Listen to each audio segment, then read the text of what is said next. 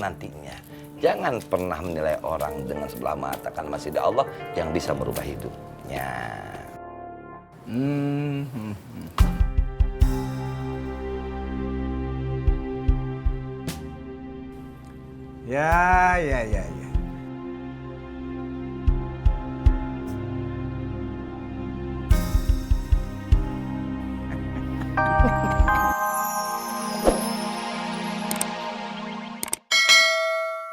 Bu Ani, Ismet masih cinta dan sayang sama Bu Ani. Terus? Terus Bu Ani tenang aja. Bu Ani jangan takut sama emak. Saya sih nggak takut sama emak kamu. Yang takut kan kamu. Apa kita backstreet aja? Kucing-kucingan. Saya nggak mau. Kenapa Bu Ani? Saya bukan kucing. Assalamualaikum. Waalaikumsalam. Bu Ani jangan pergi dong. Bu Ani nggak yuhu. Bu Ani. Bagaimana kalau kita mulai saja Bang Boy? Kita buka dengan membaca ayat Al-Basmalah. Bismillahirrahmanirrahim. Waalaikumsalam warahmatullahi wabarakatuh. Hei Koreng, kau buat apa di sini? Man, Koreng mau belajar ngaji. Jangan lo halang-halangin. Dosa lo. Saya tidak percaya. Reng, duduk. Ya Bang. Reng, duduk sini, Reng. Geser. Duduk, Reng.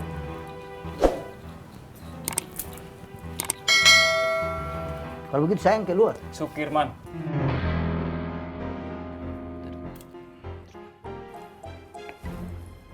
Maaf kakak Bu, kakak Ovi. Saya tidak kesal buat kakak berdua. Cuma saya kesal sama manusia satu. Man, alhamdulillah sih. Lo udah duduk lagi. Kan lo ingat kata Bang Apoy.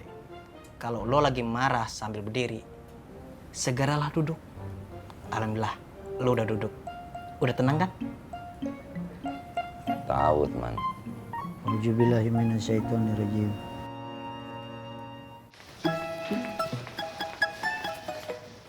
Ya, tutup lagi. Bis, bentar. Ya, Mak. Lu tahu alamatnya Paman Neng Bibah? Oh, alamatnya Pak Yusuf. Oh, namanya Pak Yusuf. Iya, gua mau ngelamar Neng Bibah buat anak gue Ismet. Lu tahu rumahnya di mana? Maaf, Mak. Saya nggak tahu. Gua kirain lu tahu, percuma gue berhentiin lu. Udah ah. Ismet mau ngelamar Debibah. Tenang saja. Ini yang jamin Wan Faruk sudah pasti aman. Tapi saya takut ketahuan Bang Rahmat. Makanya kita kudu jaga rahasia. Ini antar kita dan kita, ya. Jangan sampai ada yang tahu, Pak, ya. Silakan.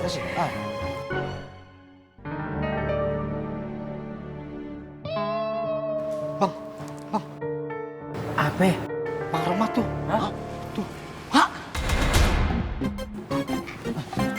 Assalamualaikum. Waalaikumsalam.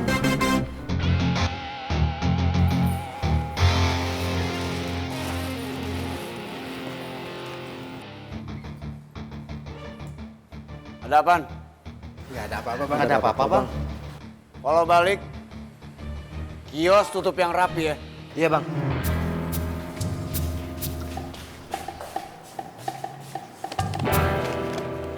Sekarang kita ngomong soal tolong menolong sesama saudara kita.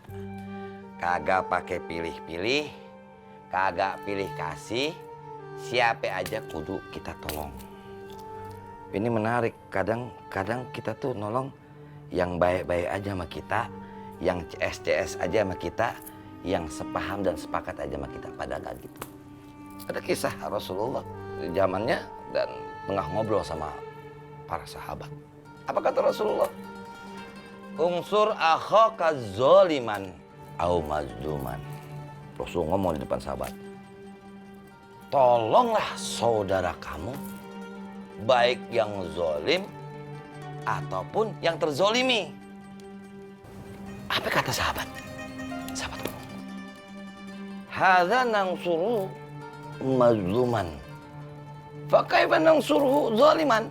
Iya Rasul, pasti kita akan tolongin orang-orang yang terzolimi, orang-orang yang terpinggirkan pasti. Tapi iya kali ya Rasul, orang yang jolim kita tolongin juga, kagak mudeng nih kita, kata sahabat. Apa jawaban Rasul? Ta'khudhu fawqa yadayhi. Pegang tangannya tuh yang zolim. Supaya apa?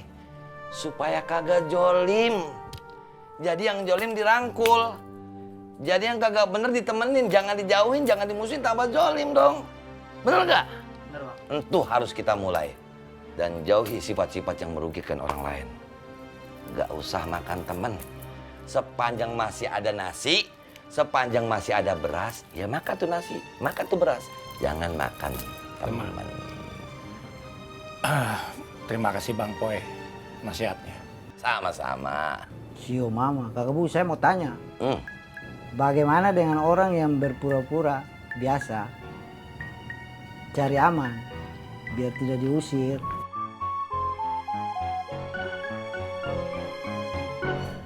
Man, jaga adab lo. Sio mama untung kan saya tanya kakak bu bukan tanya kau. Auzubillah. Kau pikir saya setan? Yaudah. Gue jawab ya. Pertanyaannya tentang pura-pura. Pura-pura itu mirip-mirip sama munafik. Orang munafik gak pernah jujur dalam hidupnya. Kalau hidup kita dipenuhi dengan kepura-puraan, hidup kita bisa jadi orang yang duduk di samping kita juga pura-pura. Pura-pura jadi sahabat. Bisa jadi istri yang juga ada di samping kita, pura-pura jadi istri. Hidup kita nggak pernah nyata.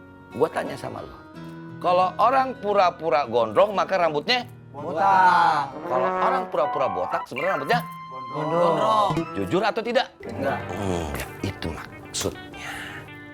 Tapi kita juga nggak boleh menilai manusia begitu aja. Bisa jadi yang pura-pura akan jadi jujur nantinya. Jangan pernah menilai orang dengan sebelah mata, kan masih ada Allah yang bisa merubah hidupnya. Ya.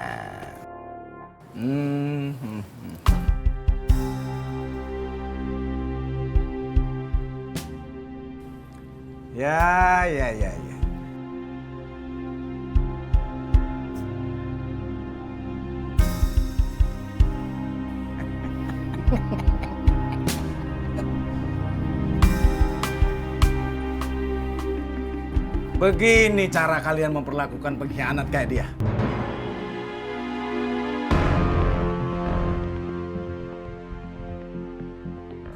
Diterima dan disambut dengan hangat. Iya nak. Sambil duduk-duduk santai ikut pengajian.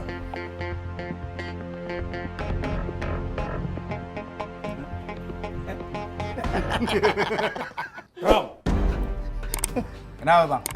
sopan dikit kamu. Gua udah ambil keputusan. Mulai hari ini, gua udah nggak ikutan lagi aturan lu, Bang.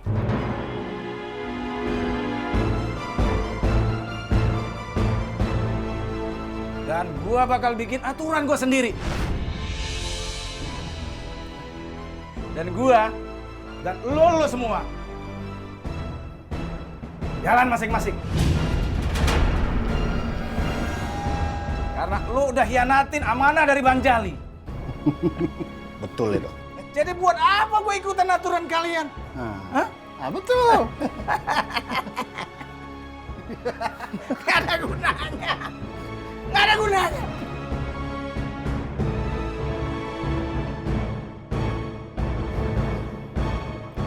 Persetan dengan amanah Bang Jali.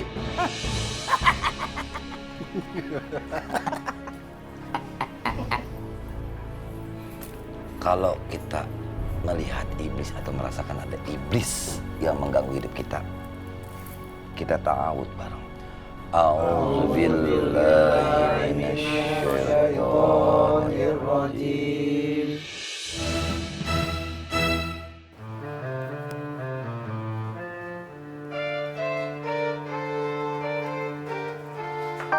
Dok,